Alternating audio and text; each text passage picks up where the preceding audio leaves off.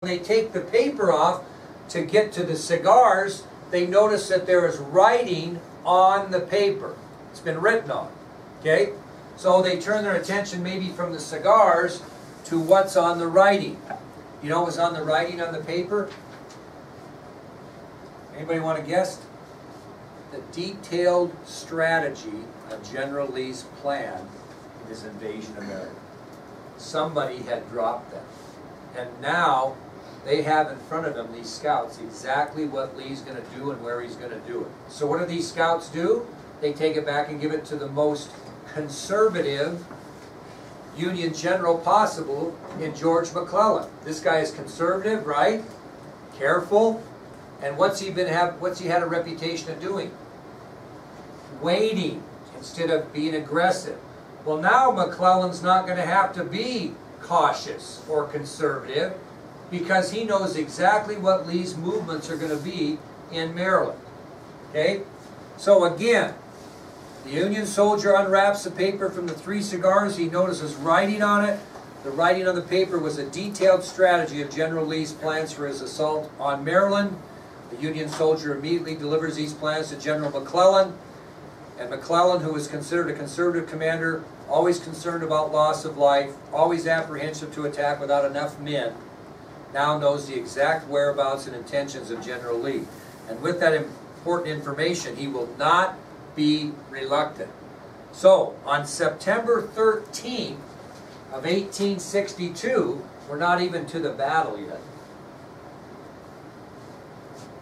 McClellan attacks those advancing Confederate troops in the mountains of Virginia.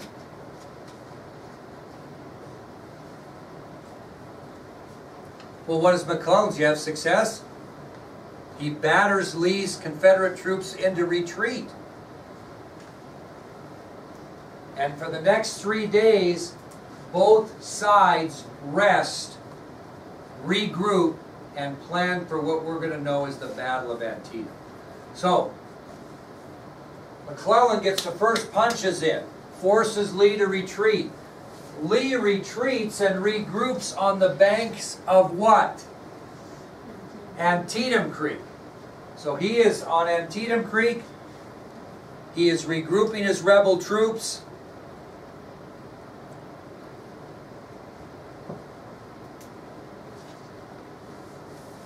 While 1 mile north of Antietam Creek, where is General McClellan and the Union?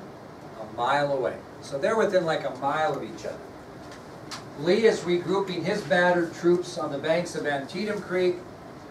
McClellan is resting his troops about 1 mile north of where Lee is stationed. Yep. When does he attack the troops? September 13th. Yep, September 13th of 1862 is when the initial attack happened, which led them both into a regrouping mode. Now, at Antietam Creek, part of the Confederate troops there were the hard-fighting Texas infantry. So part of Lee's command that was regrouping and reorganizing on the banks of Antietam Creek, part of his crew was the Texas infantry, very well known for their toughness and ability to fight. Might have been the toughest soldiers in Lee's command came from the Texas infantry. And the Texas infantry included 2 brothers, William Gaston and Robert Gaston, both members of the Texas infantry who were on the banks of Antietam Creek reorganizing and getting ready for battle against the Union. So a big part of the Confederate forces were the hard-fighting Texas infantry, known for their toughness and ability to fight, and it included 2 brothers, William Gaston and Robert Gaston. Meanwhile, as I mentioned, 1 mile north of Antietam Creek, General McClellan and his troops are assembled, and making up part of those Union forces are infantries from both Indiana and Wisconsin known as the Iron Brigade. So part of the Union troops that are a mile north of Antietam Creek are infantry units from both Indiana and Wisconsin, known as the Iron Brigade. And one key member of the Iron Brigade was Johnny Johnson. So again, 1 mile north of Antietam Creek, General McClellan and Union troops are assembled. Making up part of those Union forces will be the Indiana and Wisconsin infantry, known as the Iron Brigade, and one key member of the Iron Brigade was Johnny Johnson. Now, let me kind of get a little more detail to you. You know what Johnson was assigned to? He was assigned to an artillery unit. What was their name? Battery B. And what's an artillery unit? Anybody know? Bunch of cannons. So your job in a battle is to run the cannon fire. So Johnny Johnson of the Iron Brigade, in other words, he was from the Indiana and Wisconsin infantries, he was given the assignment to go serve Battery B, which was a Union artillery unit. Now basically what you have, kiddos, is you have the Confederates on Antietam Creek, you've got the Union 1 mile north, and a battle is imminent. And this battle that's going to occur, that we're going to explain to you now, is known as the Battle of Antietam. Okay? Battle of Antietam. So, 4 days after that initial contact between the two, on September 17th of 1862, the Union's Army of the Potomac collides with the Confederate Army of Northern Virginia. On September 17th, 1862, the Union's Army of the Potomac collides with the Confederate Army of Northern Virginia.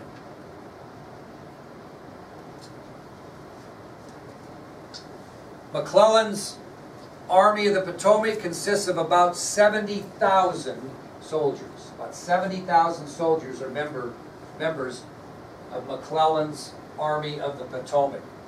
As far as Robert E. Lee's Army of Northern Virginia, consisted of about 40,000 Confederate soldiers. So you can see that the Confederates are going to be a little outnumbered here. But that was not unusual, was it? Ever? I don't remember a battle where the Confederates had more than the Union. Ever. How many did Robert R. Lee have? Robert E. Lee's had about 40,000 and McClellan had 70,000. Okay? Now, what's the fighting going to consist of? Two things. What are you going to see?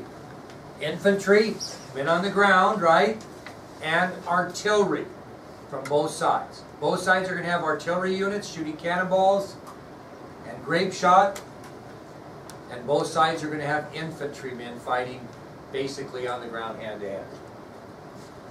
Now, I just want to know before we set this up that this is going to be more detailed. There are going to be a lot of attacks, retreats, counterattacks, retreats, attacks, retreats, counterattacks, retreats. There's going to be 4 different ones, and I'm going to tell you about each individual one, in which somebody attacks, somebody retreats, somebody regroups, somebody attacks, somebody retreats, and it happens 4 different times. Okay? Now, the thing that's crazy about it is all 4 attacks, retreats, and counterattacks are going to happen in a cornfield that's made up of 24 acres of cornfield. It's September. What do cornfields look like around Worland in September? What do they look like? What do they look like in July? My wife always gets upset because she always says when the corn's knee-high on the 4th of July, you know it's about time to go back to school. We always tease about that. Your vacation's half over, right? What does corn look like in the end of September? All been shucked, right? And what do you see in the cornfield? Stubble, if they cut it. But what's it look like before they cut it? It's tall, brown, and pretty dense. That's what the cornfield looked like during this battle. It wasn't cut. It was still there, but not producing, obviously. Brownish yellow and very dense and thick. You ever walk through a cornfield? They have corn mazes, you know, where they actually cut the corn so you can get through it. Can you imagine fighting an infantry fight in a cornfield of 24 acres when you couldn't see anything? This is what we're looking at here, okay? So, let's take a look at this. Here's what it looks like. Here's the Union forces and the Union line. And Battery B is right in the middle. Here is the Confederate line and the Texas Infantry right in the middle. The two powerhouses, okay? So we'll tell you about this. Here's your first attack, retreat, and counterattack. You ready? Number one. The Confederates are falling back. The Union is on the attack. They've got the Confederates falling back into the cornfield. So the rebels fall back, and as a result, they move Battery B right up to the front lines so they can do what? Inflict damage, right? So these rebels fall back. The Union artillery moves Battery B up to the front lines, positioned right in the front line, and the Confederates go back and regroup. Once they go back and regroup, what do? Come on. Counterattack.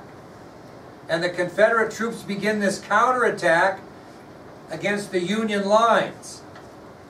And the fighting in this cornfield during this counterattack is so fierce that in the first hour of fighting, it was estimated that one soldier fell every second for a period of time. 3,600 killed in 1 hour of fighting in the cornfield in this first counterattack. 3,600 deaths in a 24-acre cornfield on the first counterattack. So there's your first attack, retreat, and counterattack. Okay? Does that make sense to you? Okay, we'll move to the second one. Well, as the Confederates make their counterattack, who now is retreating? The Union, and they're going to retreat back and try to regroup for a counterattack. But what has to stand fast at the line? Battery B. Why would they have to stand fast? Very good, to protect the Union as they retreat, right? Provide cannon fire. So as fighting continues, the Union forces start to retreat, but Battery B's got to stand fast to protect the Union movements. So Battery B continues cannon fire at the approaching Confederates as Union soldiers are regrouping and preparing for a counterattack. Well, they get organized, and the Union counterattacks back up to the front line and forces the Confederates to do what? Retreat almost out of the cornfield. And that's your second attack, retreat, and counterattack. The Union wins that one. That makes sense to you? So we have the Confederate counterattack, the Union retreats, Battery B stands fast to protect the retreat. These guys get organized, the Union. They make another counterattack back in this 24-acre cornfield, and they've almost pushed the Confederates totally out of the cornfield. Okay? That's your second. Here's your third. Who's going to protect the Confederates while they're retreating here? The Texas Infantry. Okay, they are not cannon fire. They are man-to-man. So it's going to be the responsibility in the third attack, retreat, and counterattack of the Texas Infantry to hold out against these approaching Union forces so that the rebels can regroup and plan their counterattack back. Well, the Texas Infantry, including the two Gaston brothers, march into the cornfield, and they hold that Confederate line, waiting for the Confederates to make their attack. They regroup, the Confederates make their attack, and the Union starts retreating again. And whose responsibility is it to protect them while they're doing that? Battery B. Now you understand, I have this all in one spot, but you can imagine when we start this, it ends up where it could be anywhere. Does that make sense? But they're still where? In the cornfield, okay? So, then that takes us to our fourth and final and most important: attack, retreat, and counterattack. So, here's Battery B. Picture this. They're at the old line. They're bracing themselves for another Confederate assault. The Union is retreating, trying to get reorganized, and the Texas infantry hits Battery B really hard. And it looks like there's no way that Battery B can hold the line. So the Texas infantry comes up and bam, lets them have it. Now here's how bleak it is for Battery B. The commander of Battery B is a is a Union sergeant. Okay? And he is wounded. And he is in such pain and sees no hope in sight. So what does he do, Kate, as he leans against one of the cannons? He's hurt. He's in tremendous pain. He sees no hope. Go ahead. He does. He shoots himself in the head with a pistol. Now all of a sudden Battery B is what? Leaderless. They got no leader. So the Texas infantry hits Battery B hard.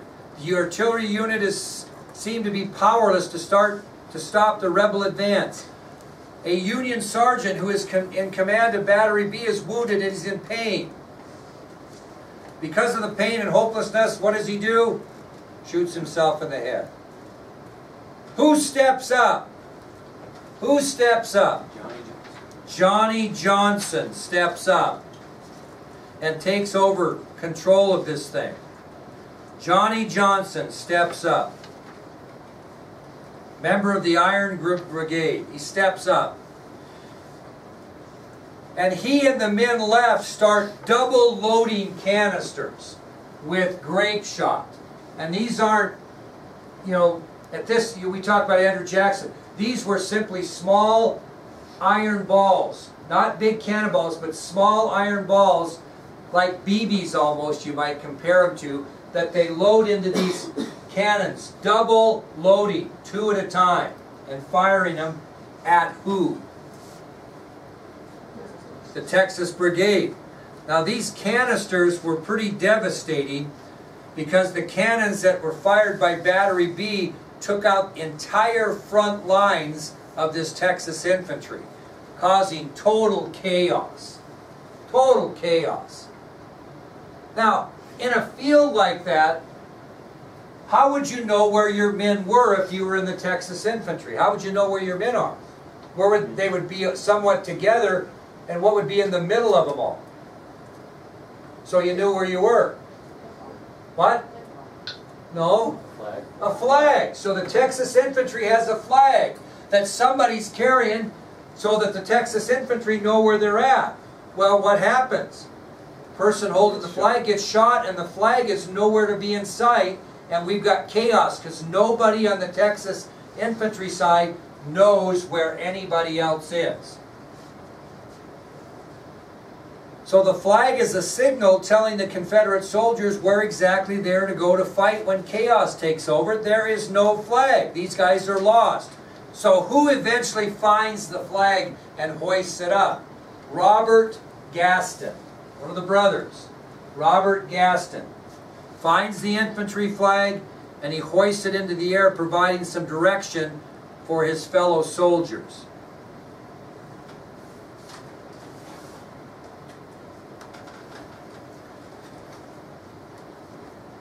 Well, the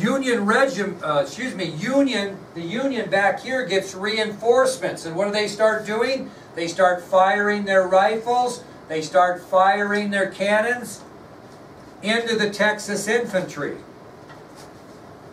And by the end of the Battle of the Cornfield, over 80% of the Texas infantry are killed. You know where they found Robert Gaston? Lying on top of the Texas infantry flag. So he had gathered up that flag to try to get those men organized. Union received reinforcements, started firing their rifles. Anything that would fire into the Texas infantry started double firing this grape shot. And by the end of that battle in the cornfield, 80% of the Texas infantry were killed, including Robert Gaston, who was found dead lying on top of the Texas infantry flag. Battery B had some casualties too. Lost about 40%. 40% of Battery B were killed. Now, this victory by the Union in the cornfield, because what happened is after the Texas infantry was overwhelmed, what did the Union do? Attacked and defeated the Confederates in the cornfield. And the win at the cornfield was the key to the winning the battle. Okay? So, what happens is after the Union victory at the cornfield outside Antietam Creek, Lee's shattered army was forced to retreat. And on September 18th, the next day, Lee moved the Confederates back to Virginia, failing to get that victory on Union soil. So this Battle of the Cornfield was huge, huge.